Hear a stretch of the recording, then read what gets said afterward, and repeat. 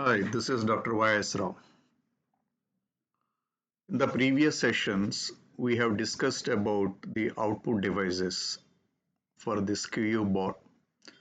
Now, in this session, we will discuss about the input devices. Two sensors we will discuss. One is the switch, second is the infrared sensor.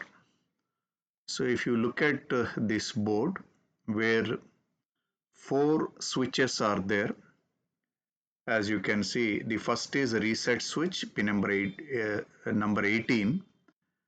But this switch 18 is written, switch number 1 is meant for to restart the CPU. That means your program will start executing from first instruction onwards. We are talking about the switches as a sensors of the remaining three switches, SW1, SW2, SW3. So these are the three switches. We will see how they function and how to write a program. Similarly, let's see the infrared sensors, at how many places these infrared sensors are mounted on this QU board. As you can see, the numbers like 19, 20, 22, 9, 10, and below also there are three more similar infrared sensors are there. These infrared sensors, they have two LEDs. You can see it's a pair. The white one is the transmitter and the black one is the receiver. So this pair, what does they do? The white one will emit the infrared light. Infrared light means the infrared spectrum, non-visible spectrum. That light will be emitted, and if any obstacle is there, the light will be reflected back. So that means the white one act as a light emitting diode of infrared spectrum, and the black one is a photo detector, is also a diode, but it's a detector. It detects the ultra is or infrared light, IR light. All right, so it's a pair, and when the infrared light will be reflected when there is a obstacle. So that is how it is designed. All right, so let's see first the switch. There are different types of switches you will get in the market. The one we are using is looks like this tact switch, which is having like a make or break the contacts. Like we have switches on our telephones, switches on our AC panels, switches on washing machines, refrigerators, lift, elevators. So these kind of switches, touch type of a switches, mechanical switches, we have seen where some spring loaded mechanism is there. But however, you will also find switches of various types. Say for example, if you see this is also a switch. Inside it has two contact points where initially these two contact points are placed in a glass capsule. Then since these two contact points are separated with some air gap, whenever you bring some electromagnet closer to this glass capsule, then these two contact points, because see one is like a south pole, other is a north pole, then this side it will be a south pole, other side is a north pole. So south pole and north pole will attract each other.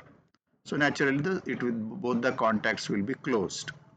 So this is the principle of a magnetic sensor, electromagnetic sensor. So magnetic field is closing this switch. This is called a ball switch. So inside this, there are, as you can see, left and right, there are two metal contacts are there. Inside the capsule, there is a ball. how, as you can see, like this. So when you keep this switch straight, then the metal ball will close the A and B points. But if you tilt this switch, then this ball will be displaced and these two metal points will be open. So this way also, like a vibration tilt you can detect because of some uh, mechanical vibrations. Then there is another kind of a switch generally used for liquids or water, where or float switch you can say. These kind of a switches, they have 2 points. One is normally closed, other is called normally open. So due to some water level change in level, there will be a displacement, so that the same principle, the normally open will become normally closed and normally closed will become normally open. So that there is some displacement, some metal object is moving inside this arrangement. Similarly, you might have seen the switches which are used in doors, right? Like refrigerator door. Whenever you open or close, some light will be on or off, or some push to on switches, which are generally used in the industry. So these are all electromechanical switches where we apply some signals over here, and that signal will make or break the contacts. All right, so now it is your choice when you design your own circuit boards. When the switch is connected to the CPU, what do you want? So there are two possibilities. Possibility one, whenever you close the switch, then this supply, for example, you have applied some battery voltage, let's say some 3.3 volts. This 3.3 volts is applied to the CPU. Means closing the switch means it will get high voltage. Opening the switch means it will get 0 volts. So high means closed, released means 0. This case is the opposite case, where you can see if you press this switch, this point is connected to ground, and if you release this switch, probably internally if you pull up, for example this potential is applied over here, then opening the switch means you can apply as good as a 3.3 volts. So the configuration is your choice, that the pins of the switch, what potential you want to apply, a ground potential you want to apply or a 3.3 volts or 5 volts you want to apply, is your choice. So press means you want high or low, is your choice. That depends on the switch is connected to supply or the switch is connected to ground. So this is how the switch works. So we'll write a program as we have discussed. On the board, there are three switches are there, and we'll write a program to read these three switches, and we will do some action either through, as you know, there are three LEDs are there, LED1, LED2, LED3. So whenever you press the switch, will show the status on LED, or you can also has a buzzer. So whenever you press the switch, you can use the buzzer, or you also have some motors. So whenever you press the switch, some motor movement will takes place. Either way, any of these output devices you can use whenever a switch is pressed as a sensor.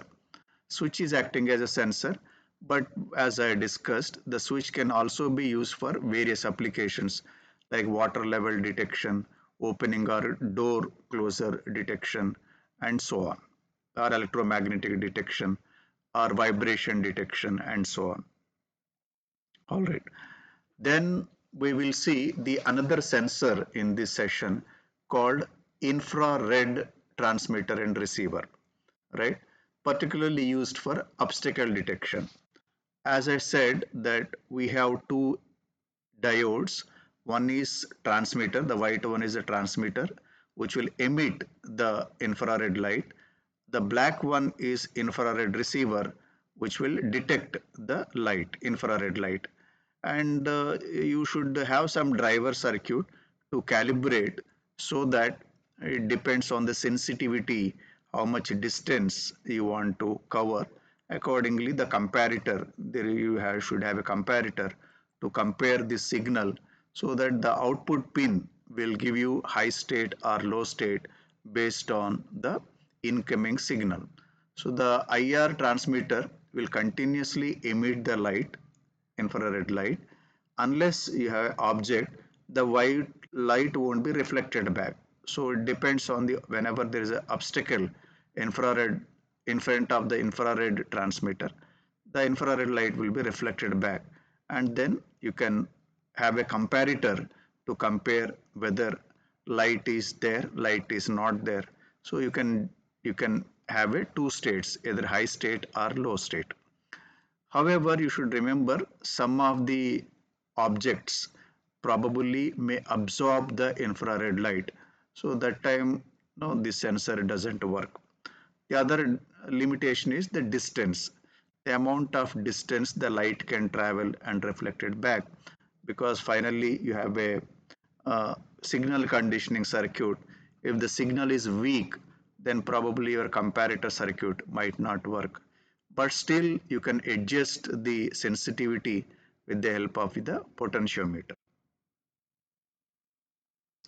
What are the possible applications? The possible applications, generally we have seen infrared sensors, right? We have seen in COVID period this infrared thermometer we have seen, which is emit the infrared light and reflected back. Then it will indicate internally we have the circuit to indicate, to process the signal and indicate the temperature.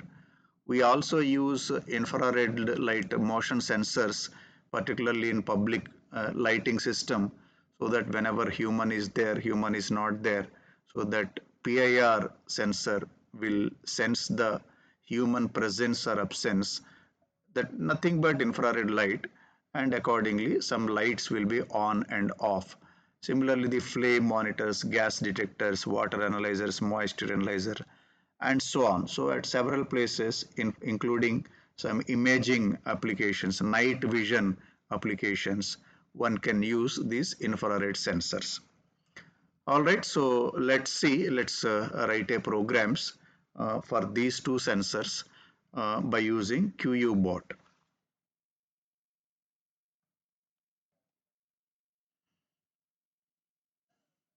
So far, we have did the sample codes for LED, buzzer, LCD, motor. Now, in this session, we will see the example codes for the switch and infrared sensor. Example number one. So, in this example, what we are doing is we are using the switch, right? So, the switch is a input device, right? And what we are doing is that switch, see, when you have a loop, while loop, right?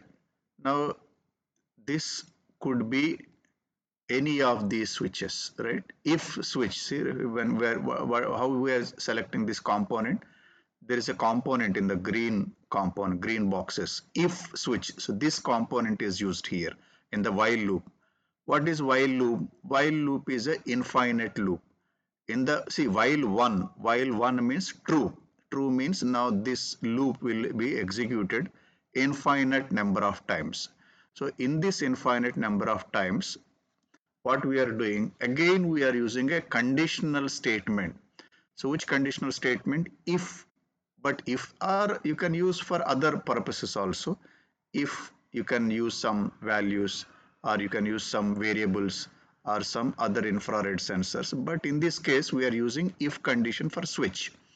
So if switch, so when you select this, now what are the attributes you are having? There are three possibilities, right? Switch 1, switch 2, switch 3. So in the first program we said switch 1, but what do you want? Switch 1 value. So what are the possible values? Two possibles, on or off. So if the switch 1 is on, then what we are doing here, we have, in this if condition, we want to execute some piece of code. right? What is that piece of code we want to execute if this condition is satisfied?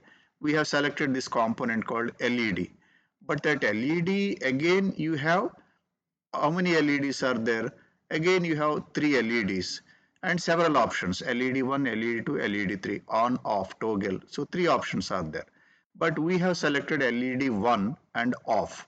So if the switch is pressed, LED1 will be off. Else LED1 will be on, and if, that's all. That means it will be executing again and again. Whenever you press the switch 1, LED1 will be off. If you release the switch, LED1 will be on. So let's load this program and verify on your board, right? If you load this program, then you will notice that on your board, whenever you press the switch 1, right, the LED 1 will be off, and if you release the switch, LED 1 will be on. Can verify that? Probably I can also show you. So the program is loaded. Now you can see the LED 1 is on. Now if I press this first switch, the LED 1 is off. If I release this switch, LED 1 will be on. Press will be off, release will be on. The first switch is to restart the program, but we are talking about this reset switch. But otherwise, first switch is this after the reset switch. So if you press, LED 1 is off. If you release, LED 1 will be on. So in this entire program, we are talking about 1, 2, 3 switches and 3 LEDs, LED 1, LED 2, LED 3. You should observe these results here. Similarly, we will also see these infrared sensors, 3 on the front side, right? And 2 at the back side and 3 at the bottom side. Bottom side is the light sensors. However, one interesting thing you also should verify is that whenever these infrared sensors are there, if you put any obstacle, see, the light will be on. So this way also you can verify whether infrared sensor is working or not. See, if I bring something close to here, this LED will be on. If I bring something close to here, middle one will be on. If I bring something close to here, left side will be on. If I put some obstacle below the line follower, you see, if I put here, first one is on. If I put second, second is on. If I put third, third is on. If I put all three close, all three are on. Similarly, the back side. If I put here, see the back side sensor. But here the sensitivity is slightly low because this we are using to measure the rotation of the wheel. We call it as encoders, right? Encoder is for left side, and similarly encoder for wheel rotation measurement for the right side.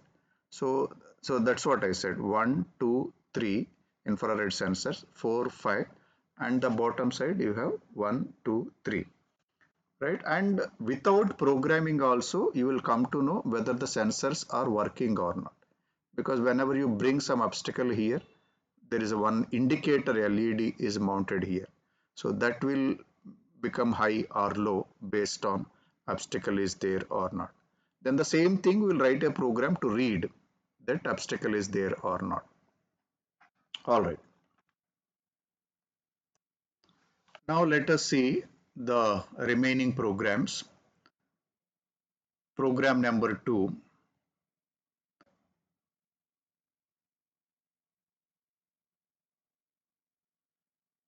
The second program also uses LCD, though it's not necessary, but still, let's see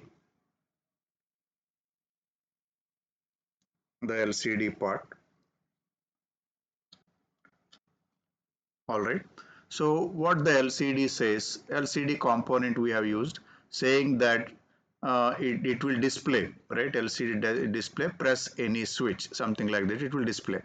And in the second case, we are displaying check LED status. So two lines we are displaying. First line is press any switch. Second line it will display check LED status. About the function of the LCD, we have discussed in the previous sessions. All right. So again, it will come to the infinite while loop, and we have conditional statement. If switch 1 is pressed, LED 1 is on. Else means if this condition is not satisfied, means if this switch is not pressed, switch number 1 is not pressed, then LED 1 will be off. And if that means this loop is completed, but it will go to the next loop. Switch number 2, if switch number 2 is off, LED 2 is off, otherwise LED 2 is on. And if again third conditional loop, the third condition loop we are verifying third switch, switch 3 is pressed, LED 3 is on, else LED 3 is off. And if so, three conditional loops. If the condition is satisfied, whatever is mentioned in the corresponding loop will be executed. Otherwise, it will go to the next loop, but it is infinitely executing because you have put a end while loop, because end while 1 is a true, because 1 is true. 1 is true means this will be infinite loop. So it will continuously keep on reading switch 1, switch 2, switch 3, and if it is pressed, LED 1 will be on, otherwise LED 1 will be off, or the other way around in switch 2, however other way around in switch 3. Okay, so let's see. The program is loaded. Now we will see the how it works, right? So now we have three switches. See the first switch, second switch, the third switch. Okay,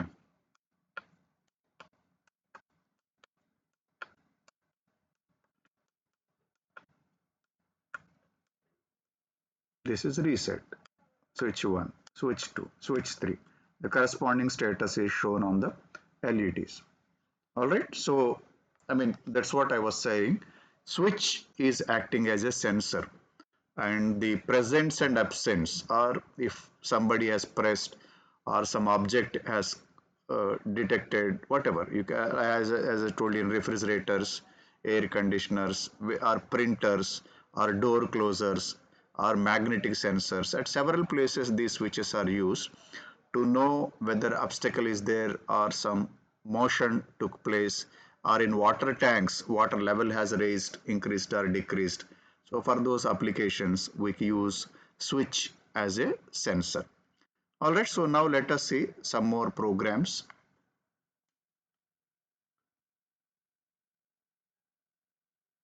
Example number 3 in switch, for switch sensor. In this sensor, in this program, again we are not using any LCD, but just we are using again while loop, infinite loop, more or less same. If condition switch 1 is equal to 1, LED 1 will be on. If switch 2 is pressed, LED 2 is on. If switch 3 is pressed, LED 3 off. Otherwise, all three LEDs will be in the off state. And since while 1, this entire loop will be infinite loop. So let's write the program, and now let's see. Now initially, except this power LED, all other three LEDs are off. Now I will press switch 1, you see LED 1 is off, otherwise it is off, 2 on, otherwise off, 3 on, otherwise off. Even if you press all three switches, all three conditions will be satisfied because the program is in the infinite loop. So it will detect all three switches also, it is detecting. But however, you can understand when the program is executing, it is sequential. That means one line at a time it is reading the switch. But even if you press all three switches, right, it will display all three LEDs. The reason is you will not come to know in a fraction of microsecond it is reading the switch, though it is sequential. It appears as if all three things are happening simultaneously, but in reality it's a sequential because you have only one CPU, one core. Okay, so that's about the switches. Now let's see example number 4.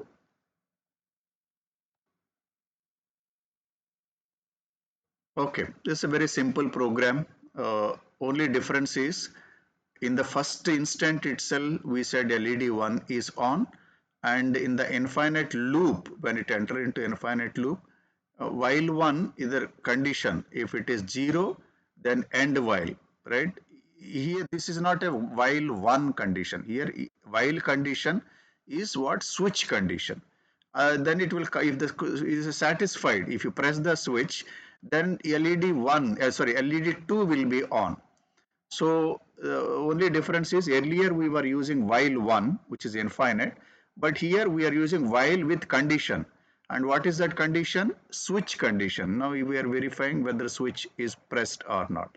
So if you press this switch, condition will be satisfied and it will be terminate and execute the next instruction. So let's see how it works. All right, the program is loaded. Okay, so as you can see, uh, before entering the loop itself, first LED is on. First LED is on. Now if I press this switch, now see it came out of the loop. That's why the buzzer, no, it buzzed 3 times, because do you remember, whenever the program reaches to this last statement, the buzzer will be 2 times. And you can see second LED is also on. That means it will came out of the while loop. Again, I will repeat the program. How to repeat the program? Press the reset button. So see, if I press the reset button, the program started executing. First LED 1 is on. Now what I will do, I will press the switch. Now see the buzzer, because that has executed the program. Also second LED is also on. So that means the entire code is executed, the program is terminated.